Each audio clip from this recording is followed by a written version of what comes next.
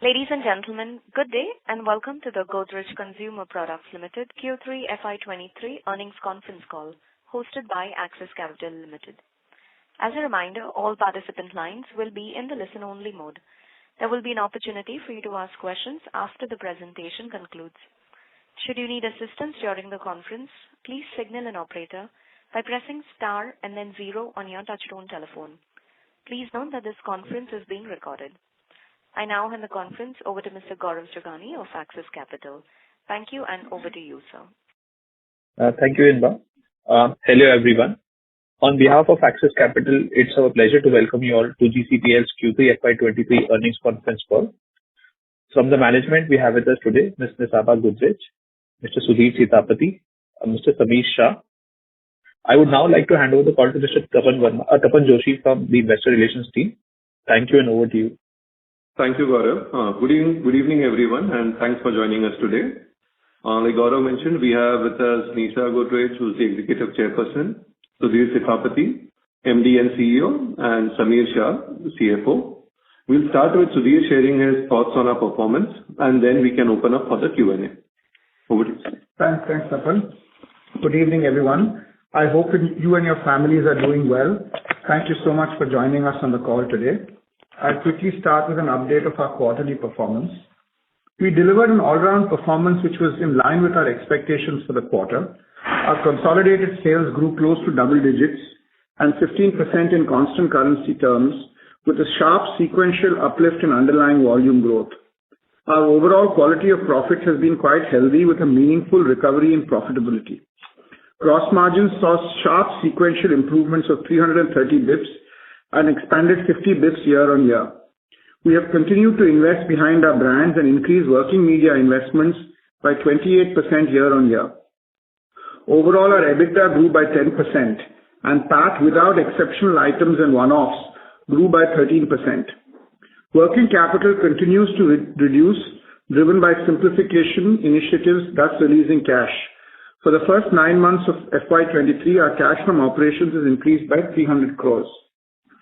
Despite macro headwinds, our India business has performed well. We delivered robust double-digit sales growth of 11%, with sharp sequential improvements in underlying volume growth of 3% versus decline seen in the previous quarters. We drove significant improvement in profitability, with gross margin expansion of 590 BPS quarter-on-quarter and 250 BPS year-on-year. We were able to drive this gross margin expansion due to better sales mix, agility in pricing decision, and cooling off of input cost pressures. Our EBITDA grew by a healthy 20% year-on-year, and margins expanded 210 bips year-on-year. This strong growth in EBITDA in India was delivered along with a 28% year-on-year increase in working media investments. From a category perspective, we delivered broad-based double-digit growth in both home care and personal care. GAUM continues to consistently deliver double-digit sales growth, and this was the 11th consecutive quarter of double-digit sales growth. On the profitability front, we were a tad below our own expectations. While EBITDA margins declined 160 bps year-on-year, our EBITDA plus working media margins declined 40 bps year-on-year. Our ATL investments in GAUM grew by 64%, and as a consequence of these, our EBITDA growth was marginally positive at plus 1%. However, severe depreciation in currencies has meant that our forex and interest costs were up. Our Indonesia business is witnessing gradual recovery. Sales declined by 3%. However, good news is that ex-Saniter growth was positive at 2%. We saw healthy gross margin expansion, but upfront higher marketing investments and scale deleverage resulted in EBITDA decline. We expect to see positive growth in Indonesia in the coming quarters. So overall, I think we have seen sharp uplift in our volume-led growth performance and also on the quality of profits. This, alongside green shoots in various parts of our business, augurs well for the coming quarters. Our strategy is threefold: to drive category development of our core portfolio, simplify our business, and to put people and planet alongside profit. On the category development front, I'm pleased to announce 2 disruptive innovations that we hope will democratize the household insecticide category. First is the Goodnight Mini Liquid Vaporizer, targeted at consumers who want affordable yet powerful all-night solutions. The product simplifies the chip design of the liquid vaporizer and uses much less plastic. We are able to sell the mini combo at rupees 50 versus the regular rupees 95 and the refill at rupees 35 versus the regular rupees 76. Our second launch is the mini hit spray, also priced at rupees 50. Using inspiration from no gas sprays in allied categories, this product is not only accessible but on a per mg basis of active, 1/5 the price of a regular spray and in striking distance of illegal incense sticks. To the best of our knowledge, both these are the first of their kind in the world. On the simplification front, two initiatives are worth calling out. We have had a company-wide initiative to reduce our inventory and receivables. This has yielded rich results with our AR plus inventory coming down from 97 days at the beginning of the year to 79 days on December 31st. In particular, we have made great progress in Africa. In Kenya, for example, our inventory plus AR has fallen from 78 days in FY22 and 36 days in 9 months ended December 22. In Indonesia, about 25% of our value was coming through branch operation. Company salesmen were selling in 60,000 stores from whom we were collecting cash and having credit. We have moved this in the last 3 months in an exceptionally swift operation to a distributor model with very little disruption to sales. Finally, on the people and planet front, our attrition rate after a few quarters of turbulence has come back to pre-COVID results, and some of our best employees who had left the company are coming back. The mini LV we've already spoken about is a great example of sustainability, where the plastic per mg of active is down 25%. We are overall reasonably confident of our business performance in the next few quarters, especially if the macro environment in India turns around and our HR innovations revive the category. Thank you very much.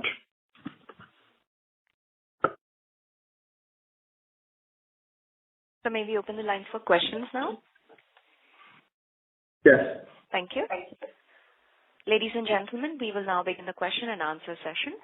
Anyone who wishes to ask a question may enter star and 1 on their touchtone telephone. If you wish to remove yourself from the question queue, you may press star and 2.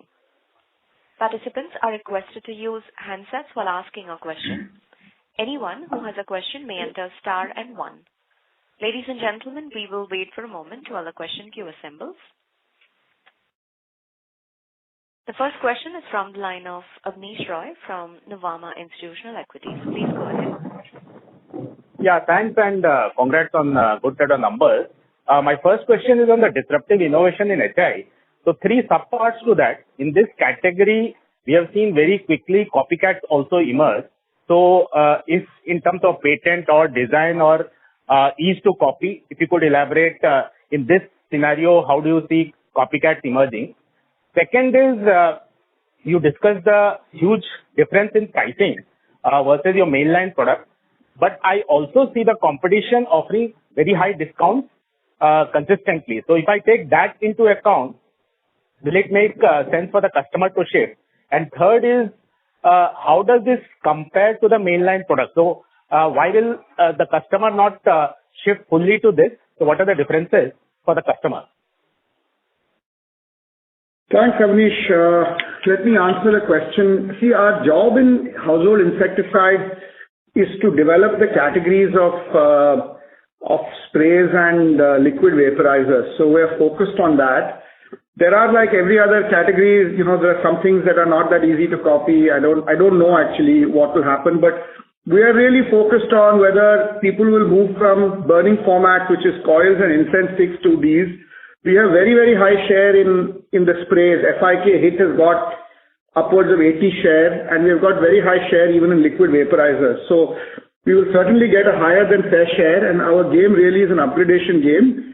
There are some differences. I mean, for example, that FIK formulation that we are using in the small FIK is certainly not the same as we are using in the large one. It's actually a more concentrated, better one. It's a different formulation because it's a no gas spray, which kind of answers, I think, your second question, which is that the LV is the same LV as what we're using it's the same liquid. In the FIK or the spray, it is a concentrated spray which is far more efficacious, or the cost per mg is far lower, and so it's great. I think in terms of pricing, look, these really bring access to the category. They also may be cheaper on a price per mg, but that's not the intention of these products.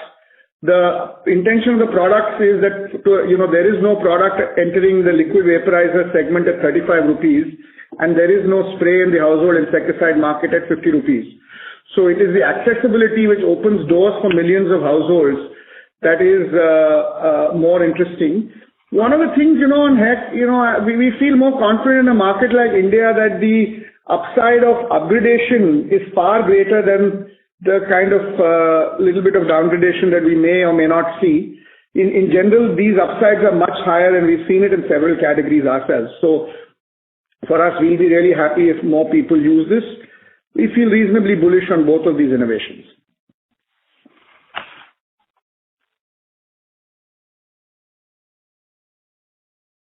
Thank you.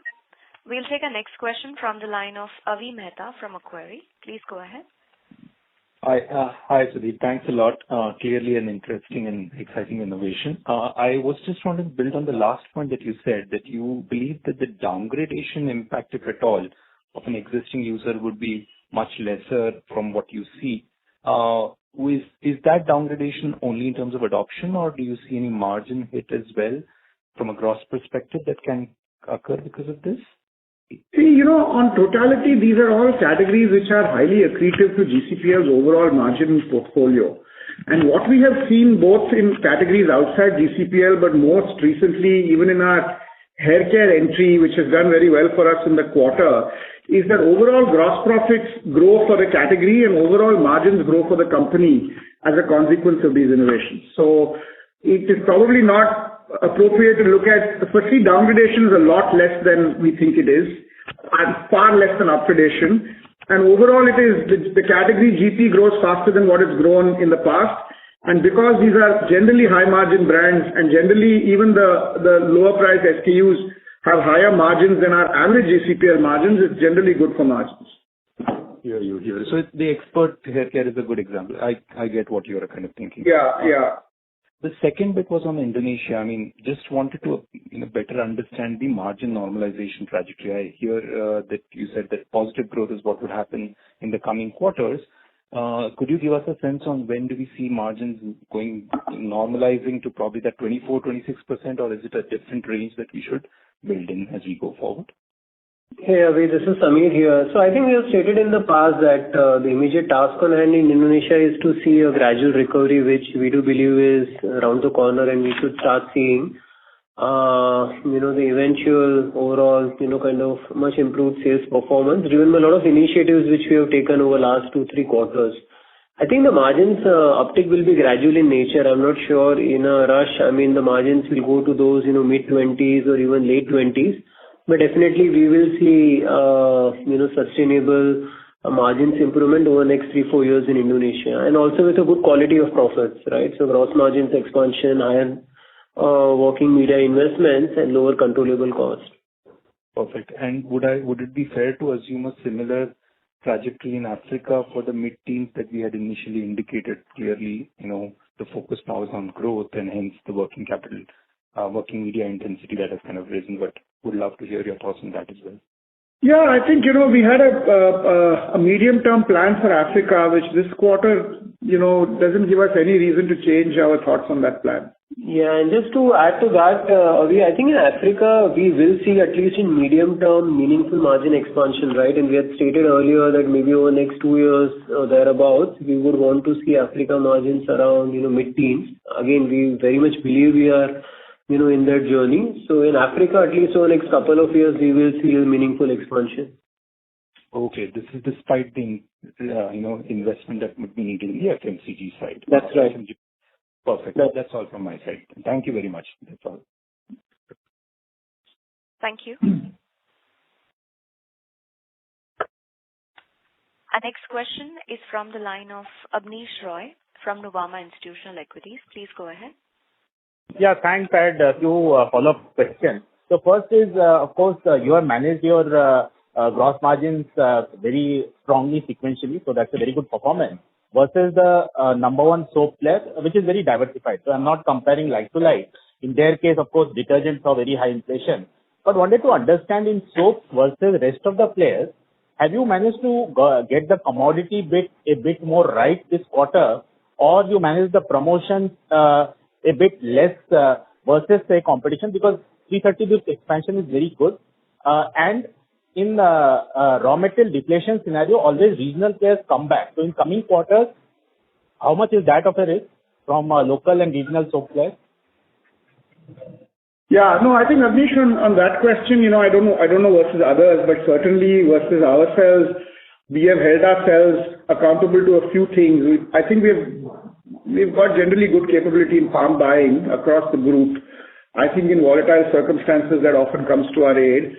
We have been very disciplined about pricing, and we've been having regular pricing meetings, keeping in mind, replacement margins, keeping in mind RPIs and so on and so forth. So I think that we have, I don't know what others have done, but we have played a disciplined game in soaps prices. See, after all, soap oil prices have been falling for the last 3-4 months. So a lot of this has to do with, who has what price or what stock, how much holding, etc., etc. So while I can't comment on others, I can say that we feel now that this crisis has passed us in soaps, or at least this round seems to be that we have been done right by consumers, and we have basically been prudent in terms of buying, pricing, etc. So our market shares continue to be good in soaps, and we're gaining market share. So I would say that the overall soap strategy, which involved very, very heavy margin hits in the preceding few quarters, and on top of that, not cutting investments in the rest of our portfolio, I think will yield reasonably good results, have yielded good results this quarter and should for the next few quarters. Sure, thanks. On my previous question on the disruptive HI, the 35 rupee LV versus your mainline LV, for the customer in terms of life of that one SKU, how does it compare in terms of length of the duration of usage and in terms of efficacy? Will it be different? And if it is not different, why will cannibalization not happen? No, see, firstly, the price, the number of days and all depends on how people use it, but the price is 35 rupees for 25 ml for the small one, and the big one is 76 rupees for 45 ml. So not only is the small one a lower unit price, it is also a lower per ml price.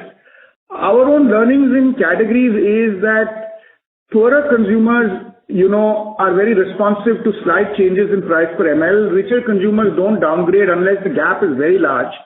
So there is a kind of a Goldilocks condition of some kind of discount to products which are aimed at the mass market, beyond which you may have big downgradations. But every single category, Avnish, in FMCG, the LUP on a price per ml basis will be cheaper than the modal pack or the monthly buying pack.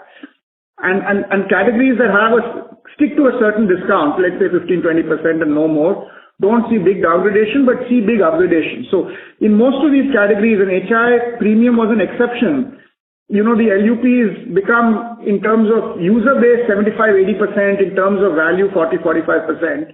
If that happens to us in premium HI and LV and aerosol, I think we'll certainly have a good run in the coming few years, is our bet.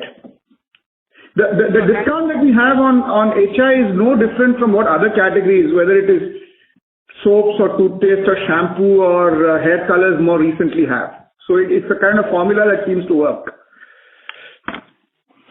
So thanks, that's very useful. I'll come back in the queue. Thank you. Thank you. Our next question is from the line of Latika Chopra from JP Morgan. Please go ahead. Hi, thanks for the opportunity.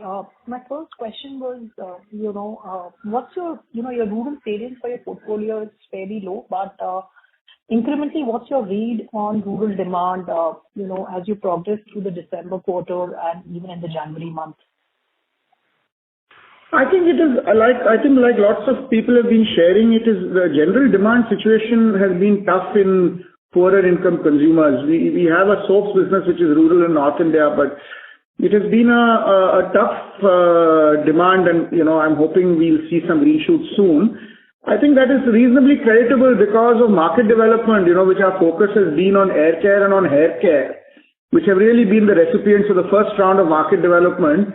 Market development is a big, macroeconomic proof, because you're really playing with a large group of consumers who don't adopt the category, and, macroeconomics is not the reason they don't adopt the category. So that's one kind of way of beating slowdown blues, which I feel without having, we've done reasonably well on the back of these two categories in this quarter. But the situation is tough. I don't think I'm in agreement that it is both discretionary demand in urban and rural demand is continuing to be soft. Sure. Second thing was, around, the hair color bit that you talked about. Clearly, improving accessibility has helped you. But could you give us some flavor of, the 15 rupee pack? What could be the broad salience in the overall hair color mix for you? Is it high single digit, low double digit? And has that increased? Are you being able to tap into more distribution or new distribution outlets, retail outlets, because of this price pack? Or you're able to drive better offtake from existing reach? What I'm just trying to understand is, because you're doing a similar kind of democratization in HI now, it allows you to have a higher reach to newer outlets. Is that a bigger part, or it's more offtake from existing outlets? And the last bit, I know we are restricted to 2 questions, but the last bit is just a check on anything incremental or incentive. One of your peers did talk about it in their Q3 call. So I just wanted to get anything to incrementally keep in mind from an incentive competition. Is it coming back or anything of that sort? Thank you so much. Yeah, thanks, Radhika. See, on hair color, I don't think it's proper for me to share the salience of the small pack, etc. I think the principle is that many of these low unit packs serve distinct consumer needs. And I think it serves distinct consumer needs among existing consumers. For example, not everybody has long hair or wants to color the entire part of their hair, so a lot of people do root touch-up. And there's an added dimension of affordability. So certainly small packs across, not just in hair color, but in every single category, small packs open up, the total addressable market opens up with small pack. And I think hair color is one among a long example of categories that have done it. And so for that precisely, and outlet expansion will happen and has happened, but that's a consequence of more consumers demanding it. That's not the underlying reason. The underlying reason is the TAM opens up significantly when you democratize a pack. And I think the HI innovations should do what hair color and many other categories, soaps, for example, in our own portfolio, sachets and so many other parts of the portfolio have done. So I think that's probably how we expect the HI innovations to work. That's answer question number 1. On incense sticks, look, illegal incense sticks continue to grow in India. They are illegal, and we're trying all legal means to their growth is not as fast as it was a few years ago, but their relative salience post-COVID has gone up a little bit. Our approach on incense sticks is structural. You see a lot of, so for example, if you take the small LV or the small air spray, and one of the reasons I said is, if you can get into a price per mg, which is the closer and closer you get to incense sticks, you don't have to exactly match incense sticks. The answer to incense sticks may not be another incense stick. The answer to incense sticks may be to make premium formats which have many advantages to incense sticks. For example, they don't burn in the household, they can last longer. Bring it closer and closer in terms of a price per mg of active to incense sticks. So that's a more strategic solution to dealing with incense sticks. Whether it works with it or not, only time will tell. But that's our approach to, while we fight the legal battle on incense sticks, that's our more structured approach to incense sticks. Thank you so much, Sudhir. Thank you. We'll take a next question from the line of Vivek M. from Jefferies. Please go ahead. Hi, good evening, everyone. So the first question is on home care. So, there was a shift in season. So third quarter numbers, let's say 10% versus, let's say, the earlier quarter at about 2%. So if I take the average of the, of the 2 quarters, that number comes to about 6%. So where do you think is the reality? Is 10% more of a representative number, and that is what, one can look at going ahead, or it's more closer to 6% because of this season shift? See, Vivek, these are not firstly HI numbers, these are home care numbers, and we don't have a policy, and now we stopped revealing HI numbers, so it's not fair for me to reveal HI numbers in some way or the other. But I think it's fair to say in HI two things. It is fair to say that this is not a category that can be looked at on an in-quarter basis, so you have to average out several quarters because that's the nature of the seasonality here. So your assumption may not be incorrect given the weightage of HI and given what we declare on home care. The assumptions you made may not be vastly incorrect. B, I would not hesitate to say that our HI journey in terms of category development and growing the category versus historic rates has still not met the success that we wanted to. We hope that these two innovations are a break there. So I think that's how I can best answer your question, that, without specifically answering it. Got it. And second, you have spoken about Indonesia, but over the next few quarters, where will be your focus going to be? And if I look at Indonesia for the last 4 years or so, the business has literally stagnated.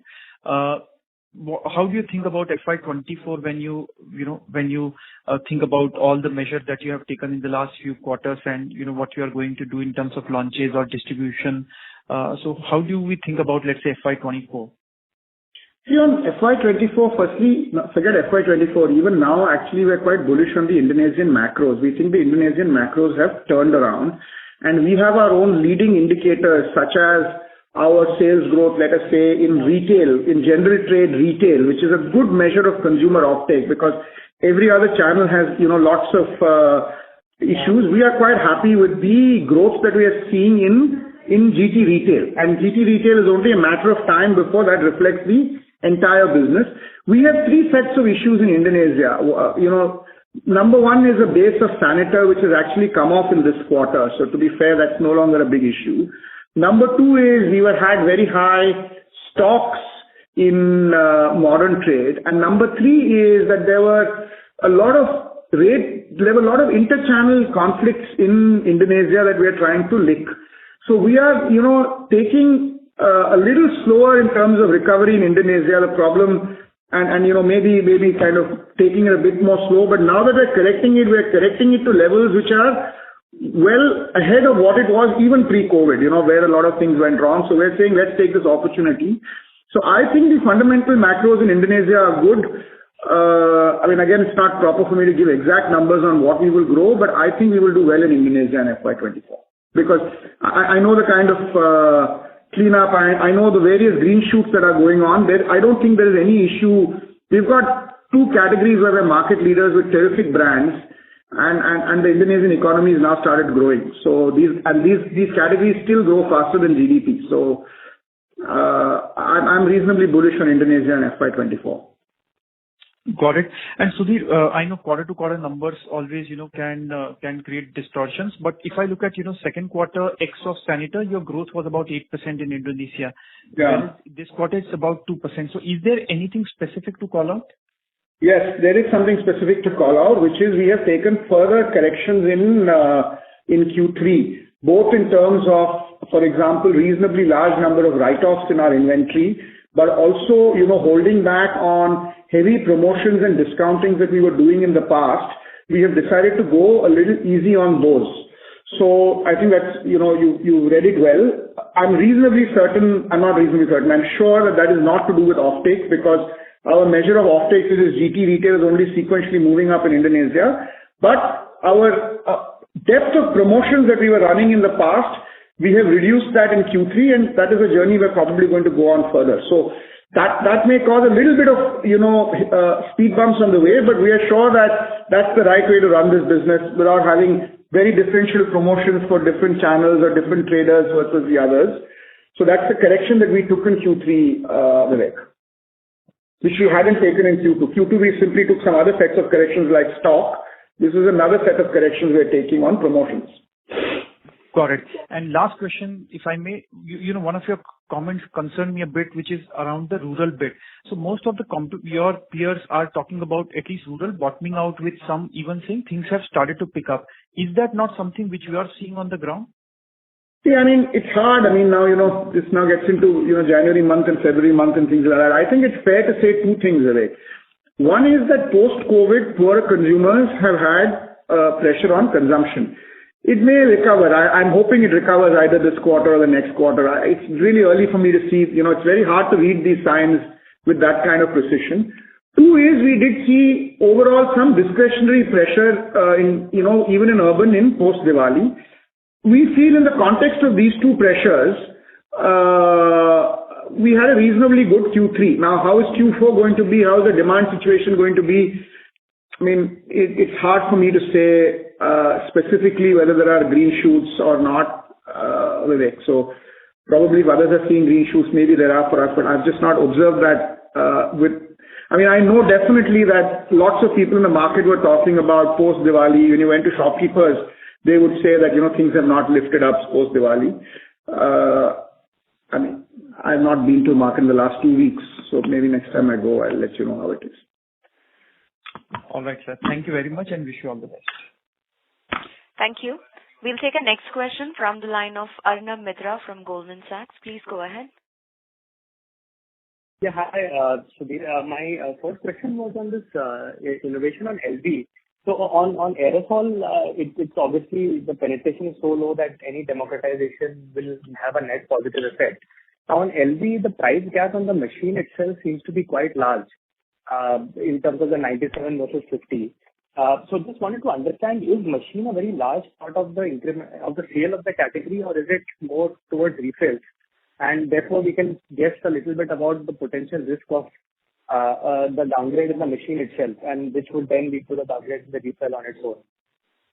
The machine, the principle of the machine is to feed it in, so it is not a large contributor to value or value creation, because the principle of the machine is feeding in and not to make money on the combi pack, which is the first pack that we want to go into the household. So really the game, both in terms of sales salience, but more than sales salience in terms of profit salience, is very much in the liquid part of the business.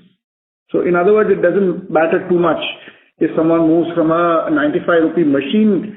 It doesn't matter. Even if there's downgradation, as I told you, I don't think there will be, because our 95 rupee machine has superior features. It's in a twin mode, and it's better for higher income consumers. It's better when you have relatively low mosquito infestation. When you have higher mosquito infestation, the mini machine is a better machine because it remains at a higher level through the night. This one switches on and switches off. It's a more sophisticated chip. It's a better machine for high income. So but the machine, by the way, it's not quite the same as the LV, where it's just the same LV at a lower price. It's a different machine with different functionality. But I don't think movement one way or the other there is going to hit our profit pool significantly.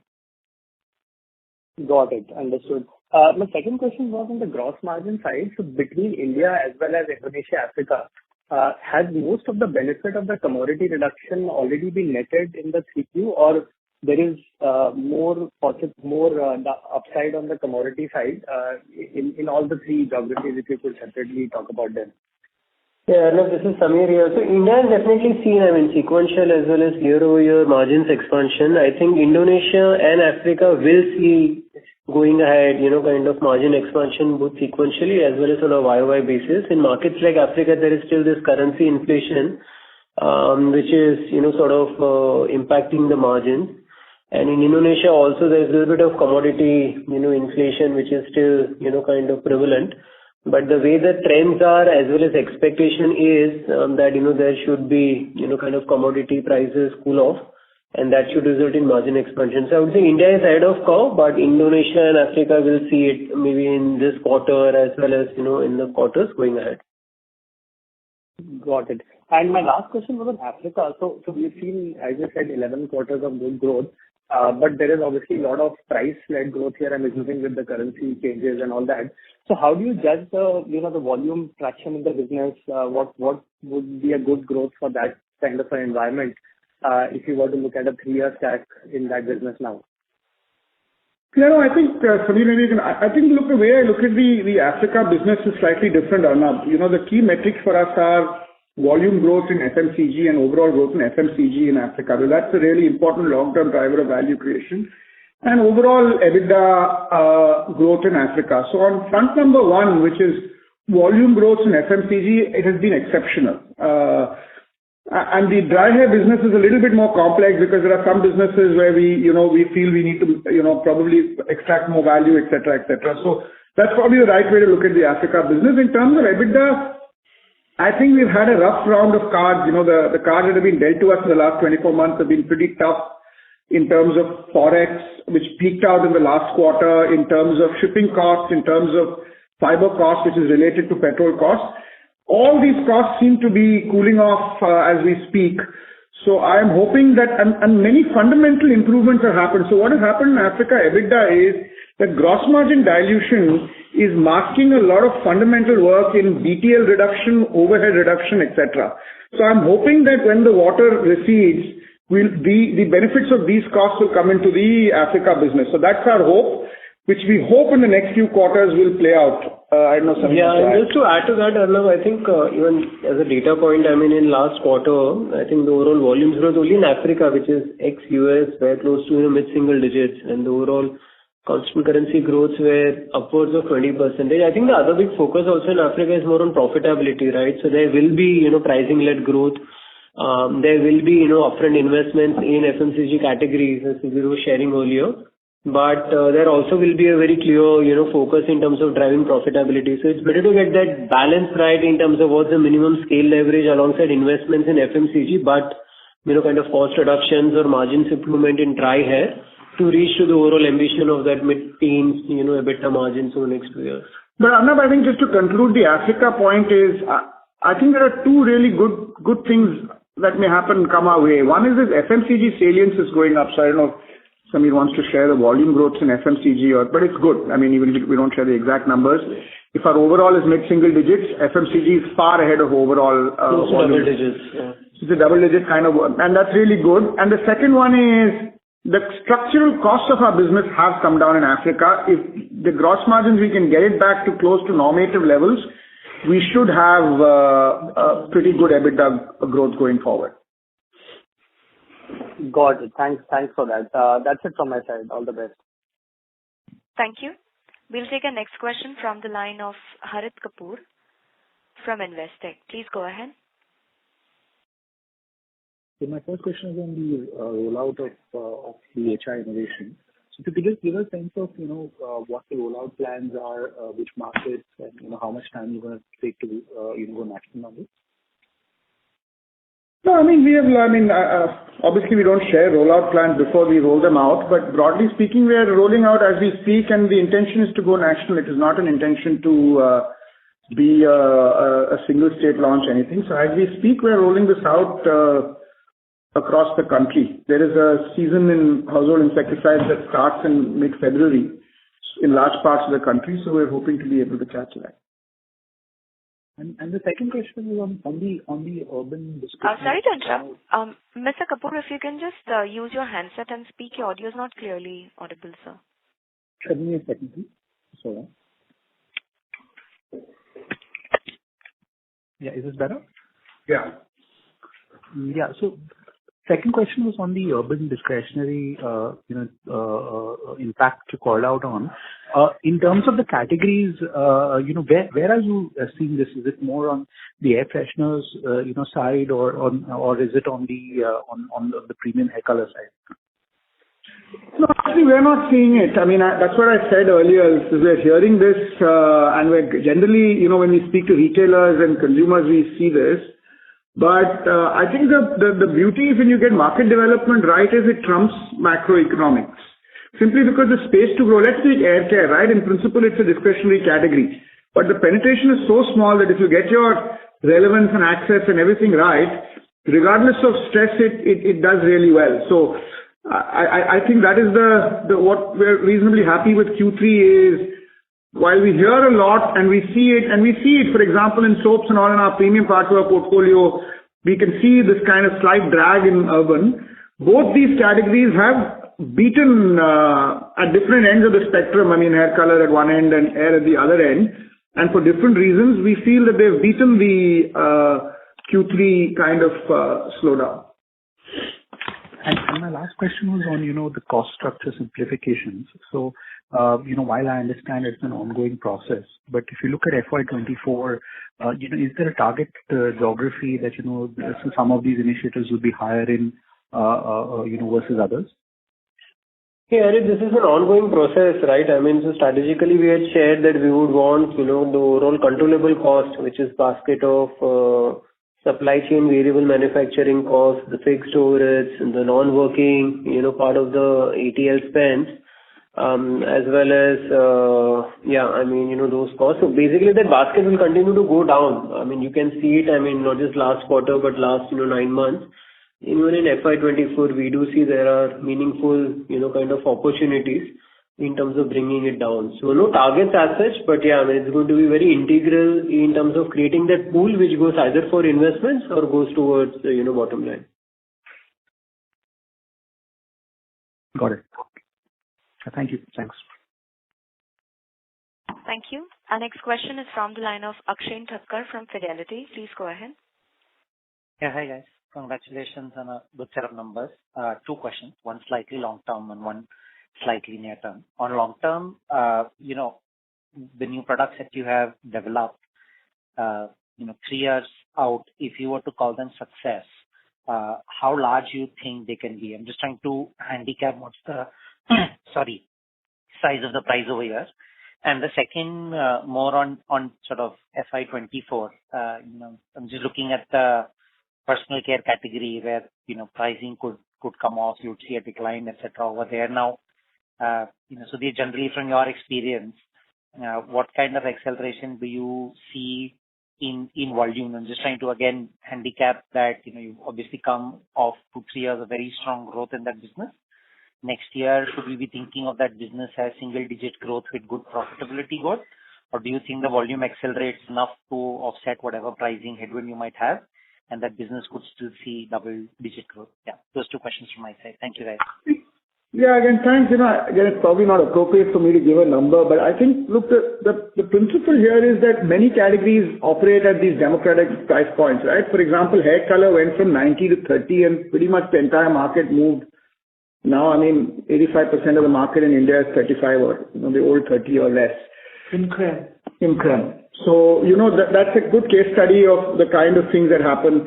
If you take, shampoos, detergents, there's a large range that operates at this low unit price. So anywhere in that range, even the bottom of the range, would make, frankly, us quite happy because that will, a large part of that comes incrementally to us. And there is no particular reason that shouldn't happen. So we do think this is a value driver, as has happened in so many categories. HI should be no exception to this, right? So that's the range that we are kind of looking at. The second question on FY24, I think in May we'll do an analyst meet with all of you and sort of share, how our thinking for FY24 is. But while we've not had a great year this year in terms of volume growth, like I said last year, and that has not changed, frankly, is that this is a business that must aim for double-digit volume growth. That is I feel the destiny of this business. And, we did have a first 6 months, which was negative volume growth, despite because of the hyperinflation that we had. We've had some volume growth, especially in our core market of India, and we hope that this volume growth improves. What we are interested in is how do we take what is essentially a 4-5% volume growth business closer and closer to double digit. I feel that, next year will be a good step up in that journey. Thank you guys. All the best. Thank you. We'll take the next question that's from the line of Kunal Vora from BNP Paribas. Please go ahead. Yeah, thanks for the opportunity. My first question was on soaps. Where are you in terms of pricing in soaps? Do you see a need to take price cuts, and by when would the entire benefit of the raw material cost decline which you see and start reflecting in the margins? And that's assuming the raw material cost stabilizes here. That's my question number 1. No, I mean, look, in terms of pricing, we have some principles on pricing, which again, I don't want to specifically share. It's not correct for me to specifically share the principles of pricing, but I think the time of heavy volatility in soaps for the time being seems over. There will always be some slight correction here and there. If oil goes up, oil goes down, passing it on. Sometimes we pass it on. Through various ways we pass it on. But we are now in some sense in oil prices in peacetime. As far as the margins go, I mean, on soaps, maybe Sameer is in a better position to answer. Yeah, I think Kunal, it's going to be very dynamic, right, in terms of pricing as well as margins. I mean, we have seen, with commodity cool-off benefits also getting passed on to end consumers, but there is margin uptick, as you can see from gross margin expansion also. So I think we'll first need to, kind of have our estimates in terms of what price, palm oil will, stabilize. It has been very choppy. Choppy in way it went up as well as choppy in the way it's coming down. So let's see. But point is that we will remain extremely competitive in terms of pricing and in terms of our, strategy. And that is seen in our results. Over last 3 years, 4 years, I think we continue to gain 80-90 bits of market share. So we are pretty happy with the strategic choices which we have taken in this category and are equally hopeful that we'll continue to gain market share as well as expand margins if commodity environment remains as what it is at this point in time. Thanks. I was just trying to understand, assuming that raw material costs remain stable now, is bulk of the benefit of margins already captured, or is there something? There might be some carry forward. Yeah, I think there will be some incremental, kind of margin benefit which will, sort of kick in. But as I said, the intent is also to, eventually use some of this, as pool for investments for growth. So yeah, directionally we will see a little bit of gross margin expansion. Yeah. Sure. Second is on the HI LUP innovation, how long did it take to come up with this product?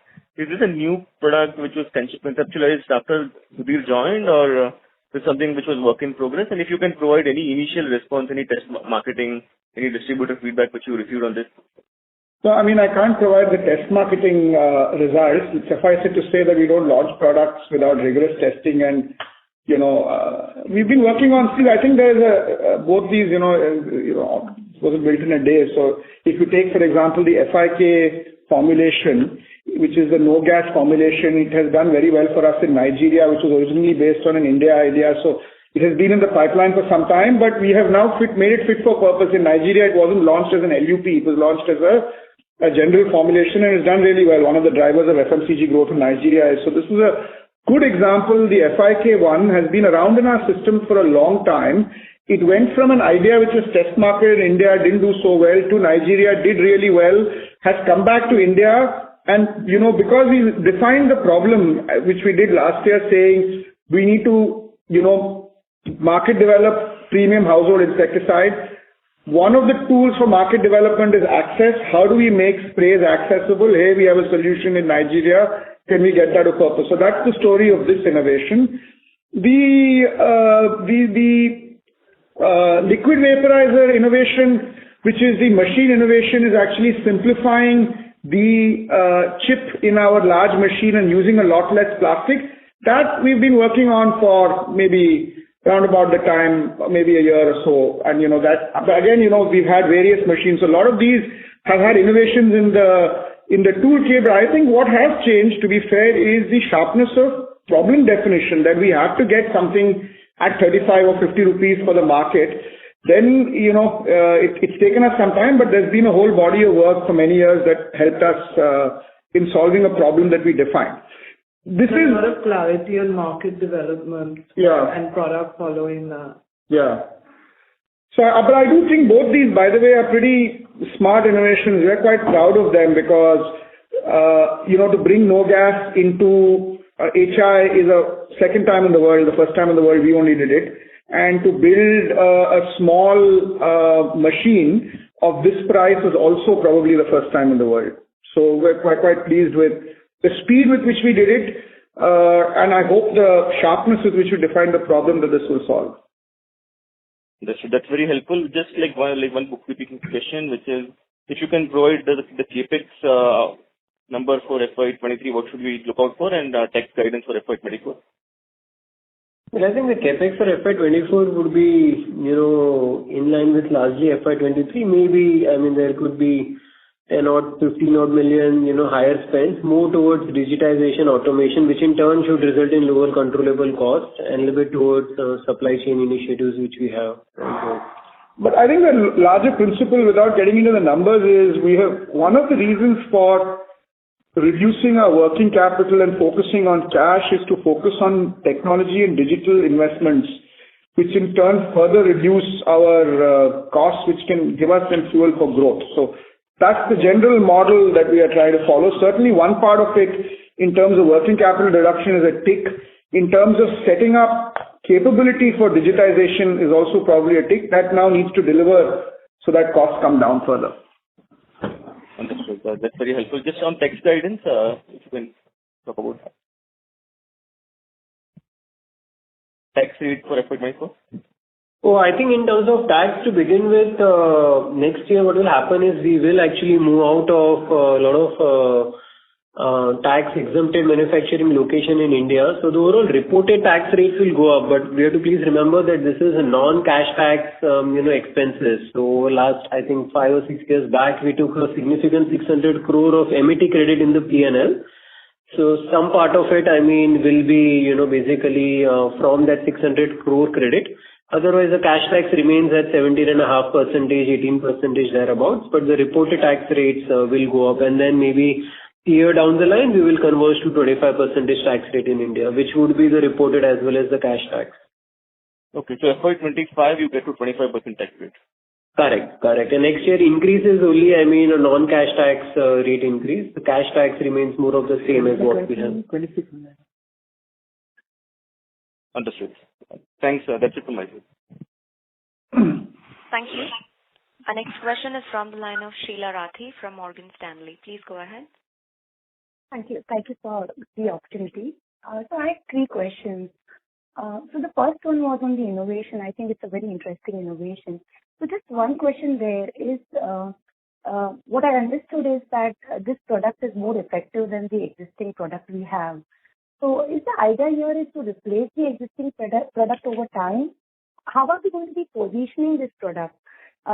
Yes, the idea is to do category development, but it seems to be like that this is a replacement to the existing product.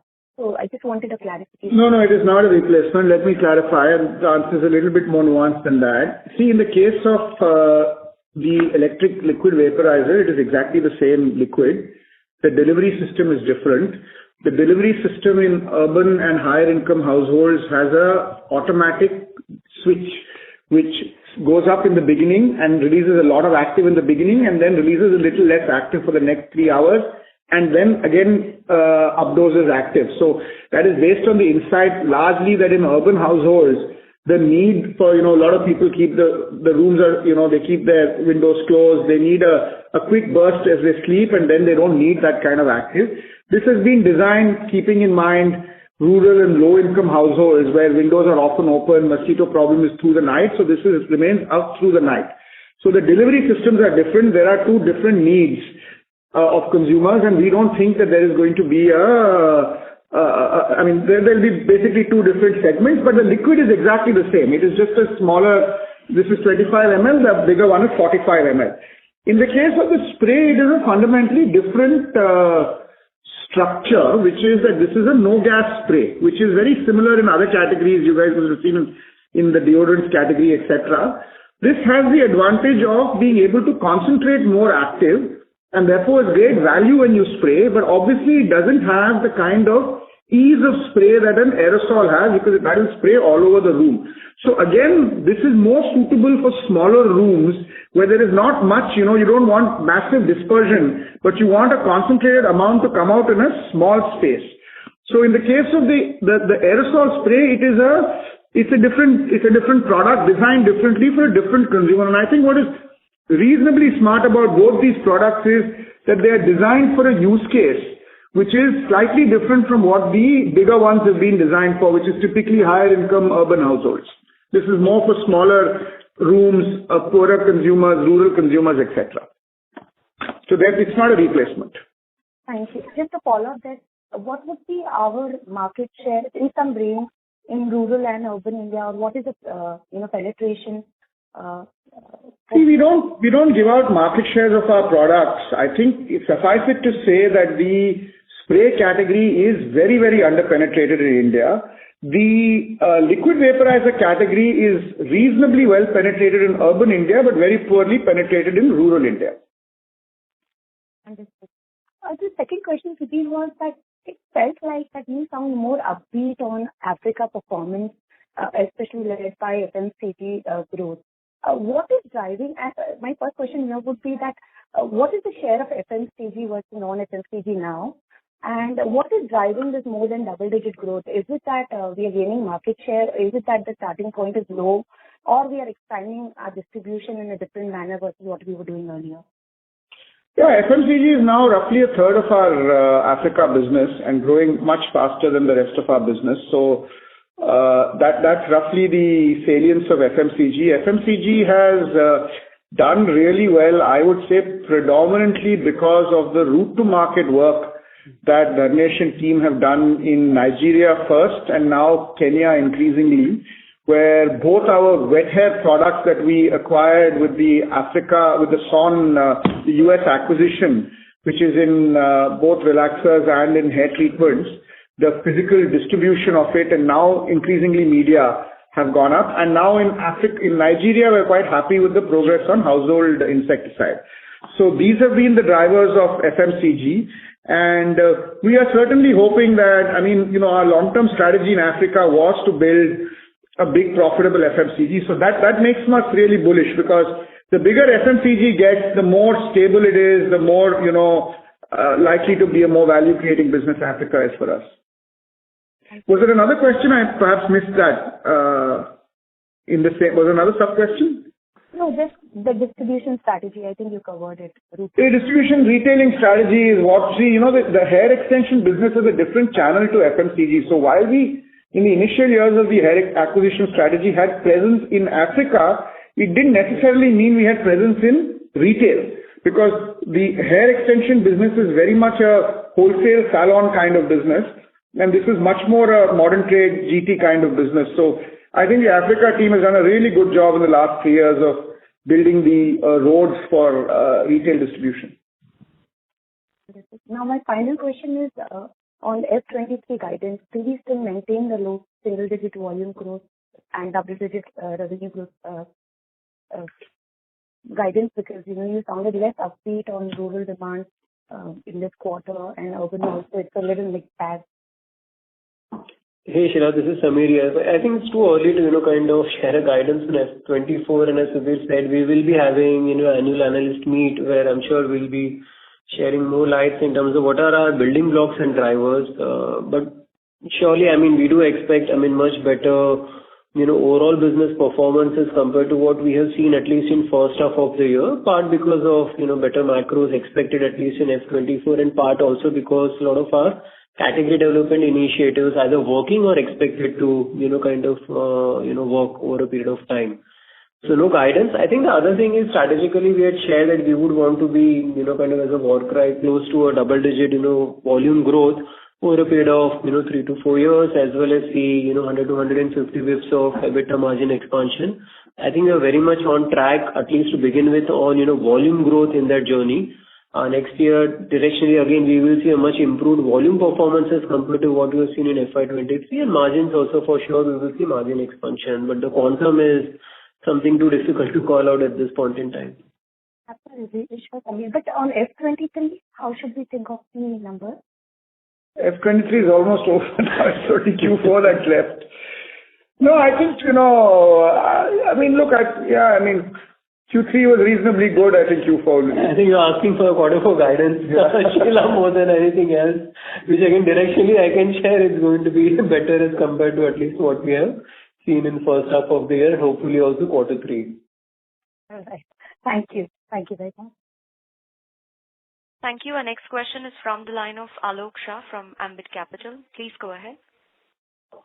Yeah, hi. Thanks for the opportunity and good to see new launches in HI.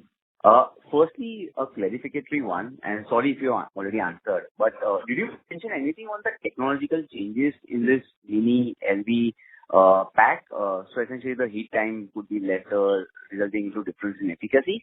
And would the current active or the GK flash refills fit into it, or that would not be possible?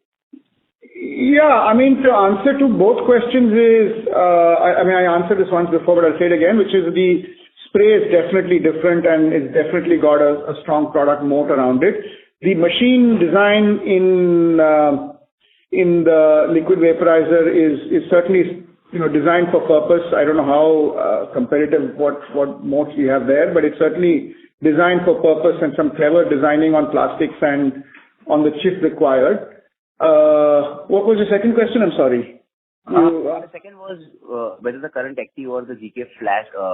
Yeah. So these are all replaceable. All GK machines will fit into all GK actives. So consumers can use the smaller LV on their existing gold flash, their larger actives on the small machines. So our family fits everything. Okay, so the fungibility is there. Got it. The second was on the strategy to communicate the hits proposition to the consumer, and I'm referring to the 50 rupees price point one. Will that be more about, educating the consumers about the lower price point, or because it is no gas, so, you cannot spray through the room, and hence it is about addressing problems in smaller areas. So how do you plan to communicate this about this product to the consumers for the recruitment? We don't usually speak about what we communicate till we put it on air. So we're going to put it on air quite soon. So you'll see then. It's not proper, even if it's only a few weeks away, to say what we're going to do before we actually do it. Okay, sure. But it's only a few weeks away. Sure. Look forward to seeing that. My last question, Sudhir, was in one of the previous calls you had mentioned about, global category teams and, leading to global disruptive innovation. This seems to be, one of the start point to that end. Can we expect these products to be now cross-pollinated also? So, of course, in one of the previous reply, you did mention about this product being in one of the African market. But can we see both these products now getting, soon launched in Guam and Indonesia also? How do we think on that? I mean, look, one of the principles that the global category team has kind of, one of the products that has done well for us this year is this product called Airmatic, which is basically a big brand for us in Indonesia, and we brought it to India. It's been there for a few years, but this year we really focused on it and it's grown fast. So one of the advantages of having a global category team with global categories is if something works in one country, we'll move it fast to another country to work. But to be fair, it has to prove itself in one place before it moves elsewhere. Got it. But typically the result of the cannibalization not happening takes about 6 months to 12 months. So maybe if at all any cross-pollination happens, it could be maybe, at least 8 to 12 months away. Then would that be right? I don't know. Yeah, I mean, I don't want to give exact times and all, but yeah, in these things, it's better to be patient and prudent to learn your way through in the home market, and then to take it however long it takes. I mean, I don't know specifically how much time it will take, but I don't think there's a tearing hurry, because also, the size of our India business is so large, and this is such an India-specific issue that if we can lick it here, it's worth a lot more than, in this particular case, in any case, than potentially exports. But yeah, I mean, I don't think we'll be in a tearing hurry till we learn our way in India. Got it. Thank you very much. That's all. Wish you good luck. Thank you. Our next question is from the line of Prolin Nandu from GMO. Please go ahead. Hi team. Thank you for taking my question. Sudhir, my question to you is on HI, and you have been quite upfront in mentioning that you are still not there in terms of the HI development, and now you have launched new products which will take care of democratization issue, and premiumization is taking its own time and happening. But I want to talk about this whole advertising campaign that you started 6 months back, and because we mentioned a lot about working media and marketing spends, when I look at that, advertising is more focusing on a sound sleep at night rather than focusing on mosquitoes. So how do you measure the ROI on that? I mean, have you been able to change the behavior pattern of the usage or for the targeted customers by that advertising? If you can just share something on that. Yeah, I mean, look, we generally put a lot of advertising, increase our advertising on some brands. It's clearly paid off. HI, the jury is still out on the advertising front. but that's also because different categories have different, pain points or points of inflection. And I suspect on HI, the bigger issue is accessibility. Now, something like sleep will take some time to build. It is not easy. Our reading of the situation was Goodnight was built on sleep. It was Meete Sapne or Goodnight Dost. And over a period of time, we moved away from it. Over a period of time, people perhaps felt that with newborn babies, there's a bit of a safety concern, etc., etc. So this kind of thing takes multi-year investments to grow. It's not easy. We still remain convinced as we do more and more consumer work that there are two fundamental positions in household insecticides. One is, the fear of disease and to kill mosquitoes, and then the desire to sleep, which is then a combination of safety and efficacy, are kind of two different positions. We have two different brands. Nothing in the strategy has told us that that is incorrect, but it is not fair to expect a repositioning like that to give you explosive growth. Now, what I've noticed in the past is when you do repositioning like this and then you have a mix element change like bringing a mini LV, it usually responds really well. So I would say that one of the ways in which we will test our repositioning, whether it's worked or not, is how successful the small LV is. Great. Very clear on that.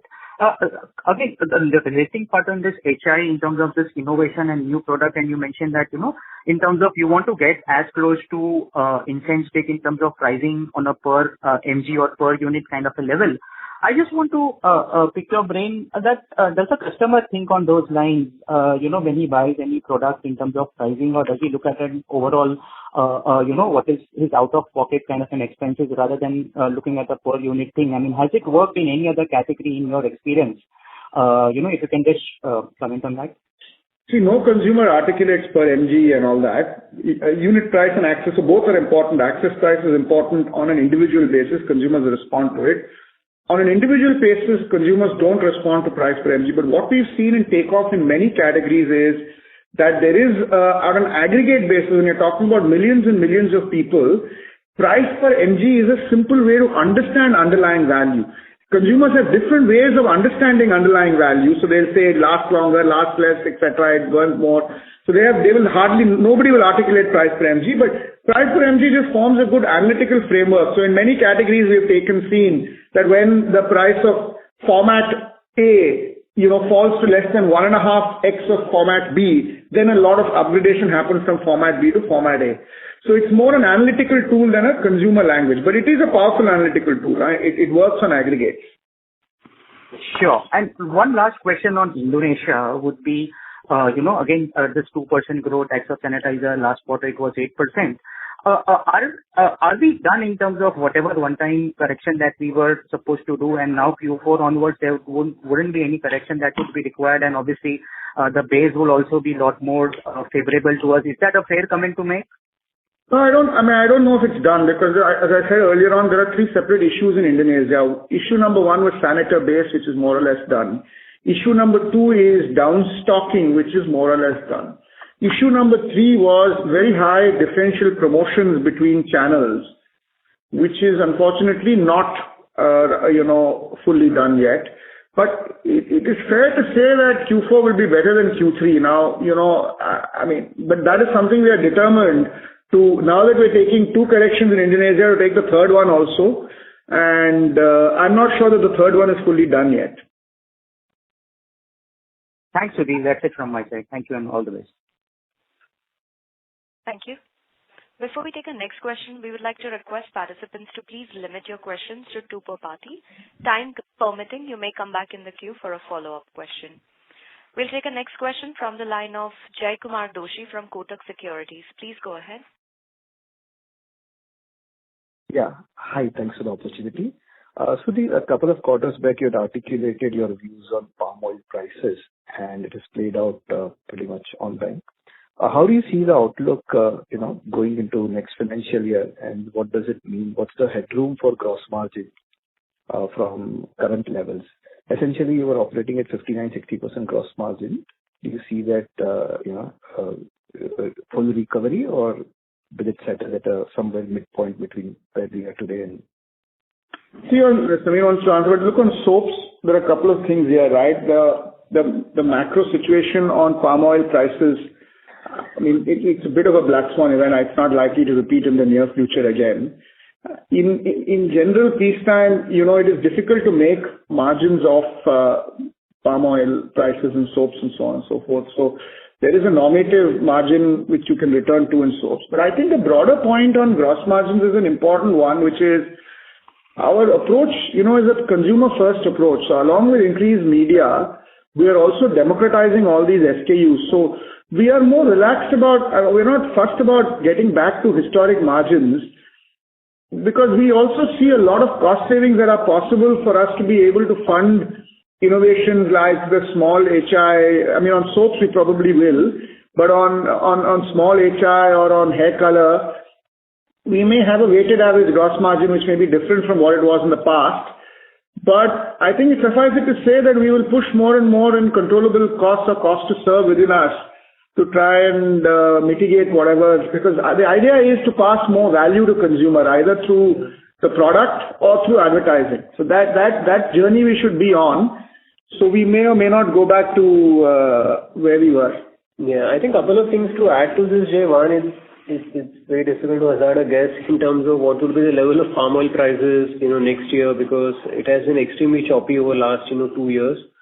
So let's see how that, shapes up. Directionally, I mean, even passing on this benefit to, consumers, whether it be palm or through this democratization strategy, my sense is our gross margin still will expand in FY24 at overall global level on base of FY23. Understood. One more question, if I may. Could you just give us an update on how your earlier innovations, one is powder to liquid body wash, is tracking, and perhaps some color on powder to liquid hand wash, which was long back. Just want to understand what is the extent of penetration that those powder to liquid hand wash is doing extremely well, and a large part of that market is now moving. There are several players in that category now are moving to that. I think on powder to liquid body wash, it's taking time. These kind of innovations take time. Powder to liquid hand wash itself took good 18 months before it caught on. I think this one is taking a little bit of time, the body wash. Understood. Thank you so much. Thank you. We'll take our next question from the line of Sirish Pardeshi from Centrum Broking. Please go ahead. Hi, good evening. Thanks for the opportunity. Just one question for Sudhir and one for Sameer. So I'll start with Sameer. I'm referring slide 12. And we have seen that the India ad spend has gone up almost 188 crore we have spent. To my best understanding, I think quarter 3 is normally a winter season, people bath less, or even not HI season. So where this money qualitatively was spent, was it more front-ended towards the support of new product and the launches, or was it spread across? Hey, Suresh. No, I think it's pretty broad-based. I mean, we continue to back the HI repositioning, especially in Goodnight. There was also meaningful investments in hair category, and the results are seen in terms of overall home care category, growths being quite, meaningful ones. And then, of course, there were, investments in larger personal wash as well as hair care, kind of space. I would say it's pretty broad-based. Yeah, and I think the percentage to sales, keeps on moving up on a YY basis, what we can see even in quarter 3 compared to the base quarter in India. So one follow-up, Sameer, here. If we benchmark this and now entering into the season, so will the ad spend will remain elevated level, or there is some margin improvement where the ad spend will come down? Yeah, I think we've stated this in the past. Again, there is no, kind of band, because every category, has its own, kind of specific, kind of spends, threshold. And of course, for us, it's not just quantity of spends, it's also quality of spends. But we have mentioned in the past that, for HPC, typically, the categories in which we are in or alike, maybe the threshold is anywhere between 10 to 12%. So we are not too far off either. Last quarter, we were at like 9.5 to 10%.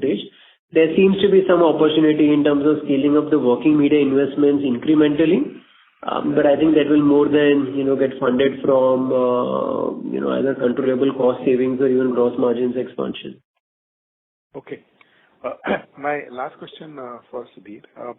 On 28th December 2021, we had the first interaction with you, and I did ask this question, what are the things you would like to change? So maybe after 1 year, if I can ask, what are the hits and misses? Or maybe if you can say that, what are the things which is there? And this is more on the people, processes, and culture, if you can speak about. I mean, let me think a little bit about both the question and also, I think definitely the hits have been, as a company, that the clarity of strategy that we had enunciated in December 21 hasn't really changed now a year and 2 months later. And we have only been executing it. So this, for example, even this household insecticide, the LUPs were an idea, we didn't obviously share it then, that we had at that time, that because we knew that we had to make this category more accessible, it's taken us a year in order to get there. So I would say number one is not just the clarity of strategy, but the shared belief in the strategy or the shared knowledge of the company in the strategy is high, because we have not really changed strategy. So I would say that is the number one thing that worked for us. I think the number two thing that worked for us was in terms of is I think there's been a lot of focus on talent, and that's been a pro and a con, by the way. I think in the first few months after I joined, for a variety of reasons, including the great resignation, a lot of changes, we had a lot of attrition. I think that attrition, A, has reduced. B, we have managed to bring back some of our top talent back into the company. And C, we have managed to get some really good talent from outside to join the company. So I would say it's both a hit and a miss. A miss because certainly we had a higher than what we wanted attrition in the first 6-8 months. But I think a hit because I feel a lot more confident of the internal talent we promoted, talent that's come back, and so on. So I would say strategic clarity and talent have been big hits.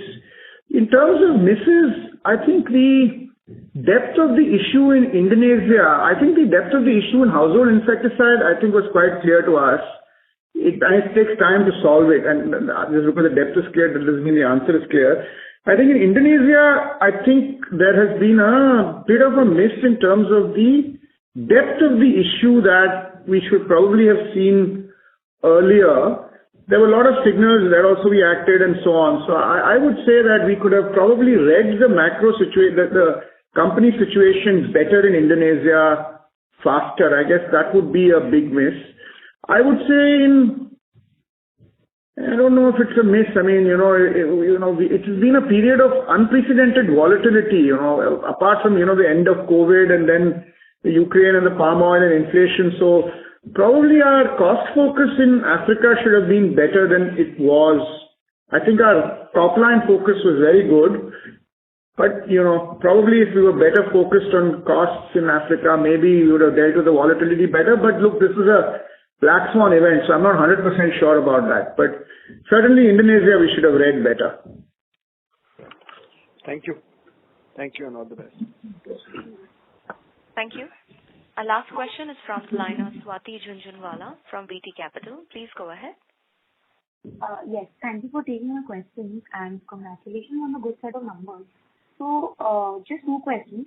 First is, what are the price hikes that we've taken in the 9 months of FY23 versus Q4 FY22? And second, on the volume growth. So just not to harp on it much, but you said that volume growth will improve going forward.